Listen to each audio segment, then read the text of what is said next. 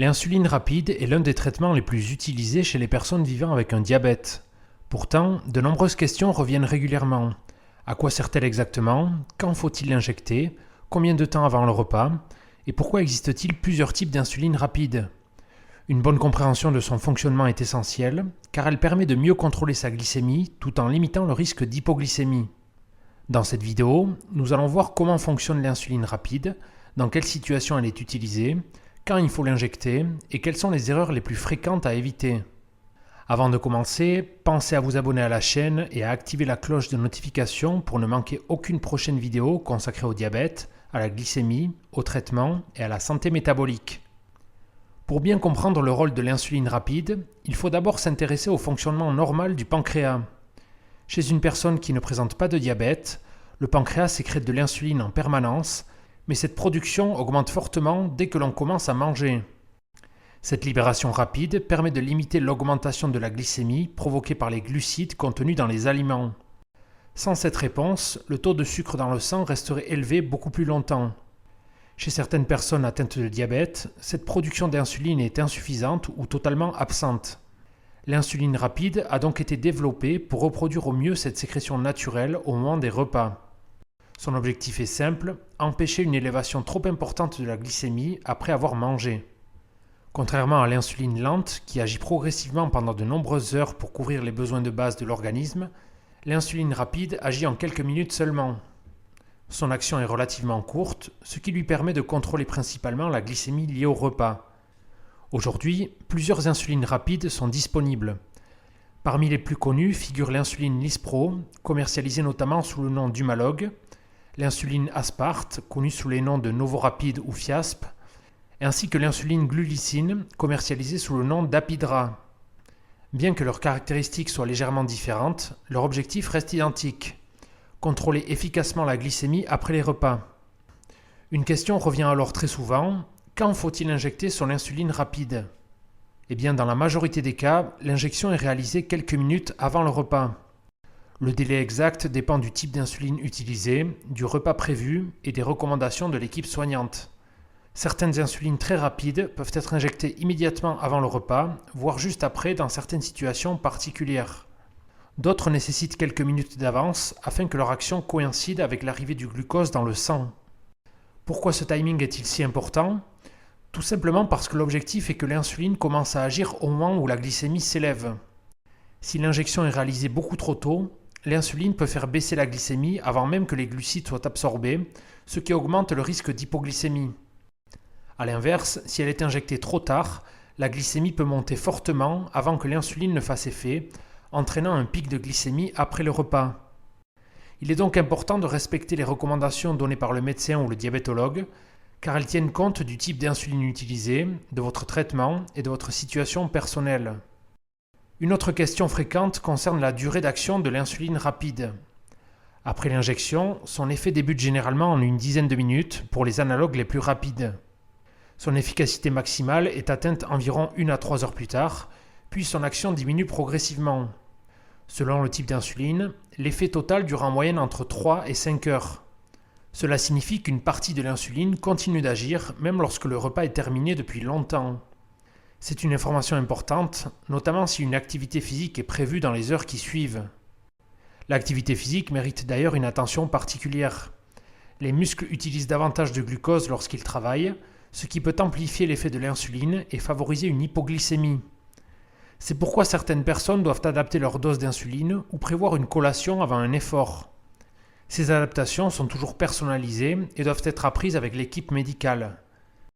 Une autre interrogation fréquente concerne les stylos d'insuline rapide. Leur fonctionnement est relativement simple et ils permettent une administration précise des doses prescrites.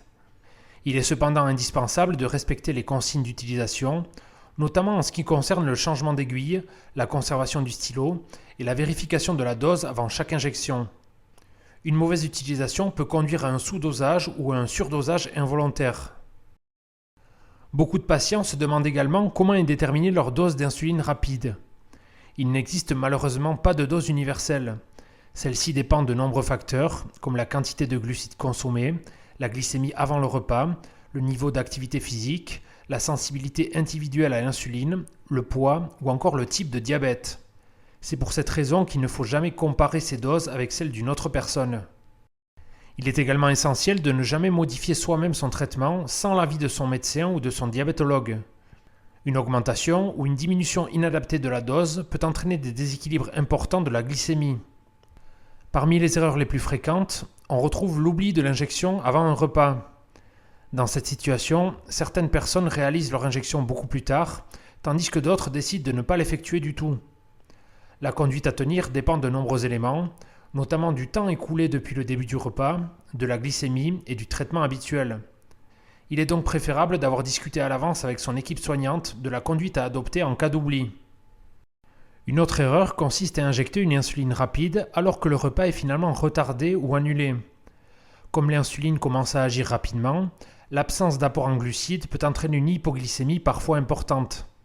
Si cela se produit, il est indispensable de suivre les recommandations données par le professionnel de santé pour corriger rapidement une baisse de glycémie.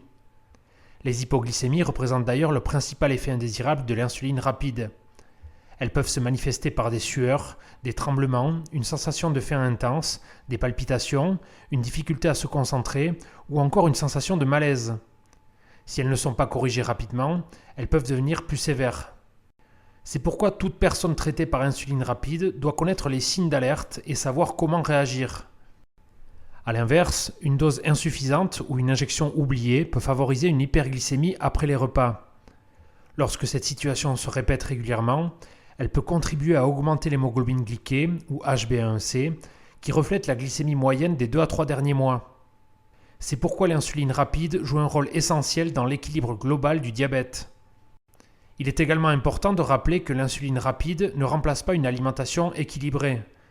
Même si elle permet de mieux contrôler la glycémie après les repas, elle ne donne pas la possibilité de manger sans limite ou d'ignorer les recommandations nutritionnelles.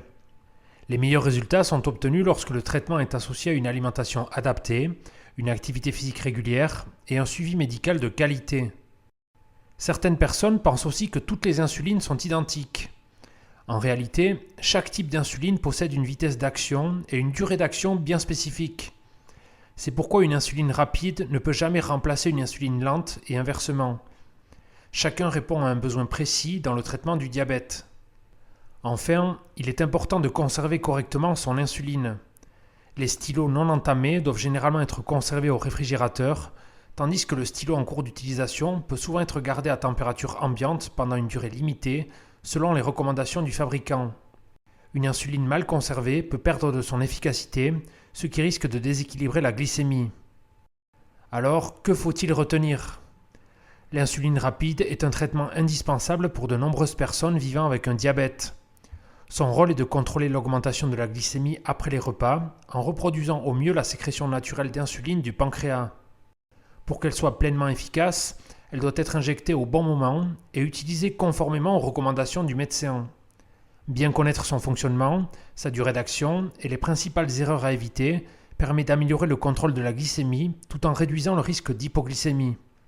Et bien sûr, si vous avez le moindre doute concernant votre traitement ou vos injections, n'hésitez jamais à en parler avec votre médecin, votre diabétologue ou votre infirmier spécialisé.